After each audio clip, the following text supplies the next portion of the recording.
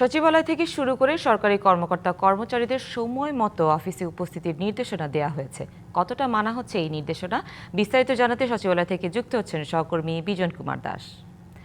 বিজন, স্বয়ং প্রধানমন্ত্রী সময় মেনে নিয়মিত অফিস করেছেন।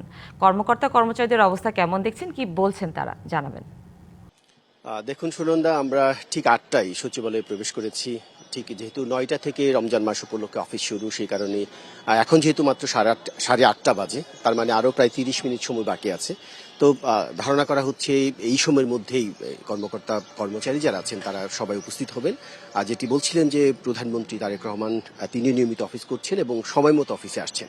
আমরা দেখছি তার আগমন উপলক্ষে আজকেও কিন্তু সচিবালয়ে যে ১ নম্বর ভবন মন্ত্রিপরিষদ বিভাগ ইতিমধ্যেই তাকে সাদর গ্রহণ করার জন্য তারা প্রস্তুতি নিচ্ছে এবং সেই মন্ত্রিপরিষদ বিভাগের সাথে কর্মরত যত কর্মকর্তা আছেন তাদের বেশিরভাগই তারা উপস্থিত হয়ে গেছেন, এটা আমরা দেখতে পাচ্ছি। আর এমনিতে ওভারঅল সচিবালয়ে অন্যান্য যত মন্ত্রণালয় আছে সেই মন্ত্রণালয় আমরা বেশ কিছুক্ষণ ঘুরে আসলাম আগে।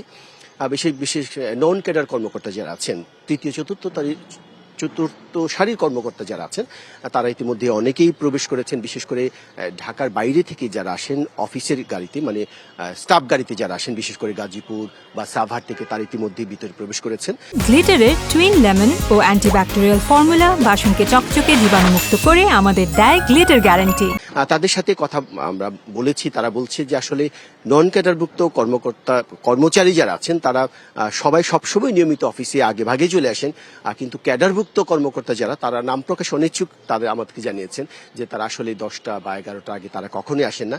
তারা তবে এটি স্বীকার করেছেন, কিন্তু আজকে তারা গতকালকে সবাই একটি চিঠি পেয়েছেন, জনপ্রশাসন মন্ত্রণালয় থেকে একটি চিঠি দেওয়া হয়েছে, যেটি বলা হয়েছে যে দাপ্তরিক কাজে শৃঙ্খলা ফিরিয়ে আনার জন্য এবং কাজে গতিশীল করার জন্য কর্মকর্তা কর্মচারী সরকারি, আধা সরকারি, স্বায়ত্তশাসিত এবং আধা স্বায়ত্তশাসিত সকল কর্মকর্তা যারা আছেন তাদেরকে সেটি নিশ্চিত করতে হবে। সেই কারণে তারা সচিব এবং সিনিয়র সচিব, বিভাগীয় কমিশনার এবং জেলা প্রশাসক, সারা দেশে জেলা প্রশাসক তাদের কাছে চিঠি পাঠিয়েছেন এবং আমি মন্ত্রণালয়ে বেশ কয়েকজনের সাথে কথা বলছেন, তারা বলছেন যে হ্যাঁ তারা চিঠি পেয়েছেন এবং আজকে থেকে সেটি কার্যকর হবে, সেই ব্যাপারে তারা কাজ করছেন। এমনিতে পিডব্লিউডি যারা আছেন, বিশেষ করে সচিবালয়ে পরিষ্কার পরিচ্ছন্নতা এবং সাজানো কাজে যারা জড়িত তারা দেখছি সকাল থেকে একেবারে কর্মতৎপর রয়েছেন।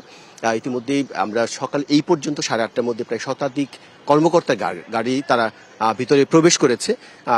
আজকেও প্রধানমন্ত্রী তারেক রহমানের 3টি প্রোগ্রাম আছে, বিশেষ করে তিনি সচিবালয়ে আসবেন এবং এখানে একনেক বৈঠকটি আজকে হতে পারে, যেহেতু এখনো পর্যন্ত আমি নিশ্চিত হতে পারিনি, তবে শুনেছি একনেক বৈঠকটি হতে পারে। তারপর তিনি বনানীতে তার একটি প্রোগ্রাম আছে আজকে পিলখানার দিবস উপলক্ষে। এছাড়া ক্যান্টনমেন্টে তার একটি প্রোগ্রাম রয়েছে, তার 3টি প্রোগ্রাম রয়েছে। তার আগমনকে কেন্দ্র করে সচিবালয় এমনিতেই সরগরম আছে এবং দাপ্তরিক কাজে গতি যে বেড়েছে সেই গত কয়েকদিনের উপস্থিতি কর্মকর্তাদের দেখে সেটি অনেকটা অনুমান করা যায়। তো 9টার খবরে পরবর্তীতে লাইভে যদি যুক্ত হওয়ার যদি আমার সুযোগ হয় আমি তো পরবর্তীতে আপডেট আপনাকে বিস্তারিত জানাতে পারবো। আপাতত এই ছিল আমার কাছে এখানকার সবশেষ খবর।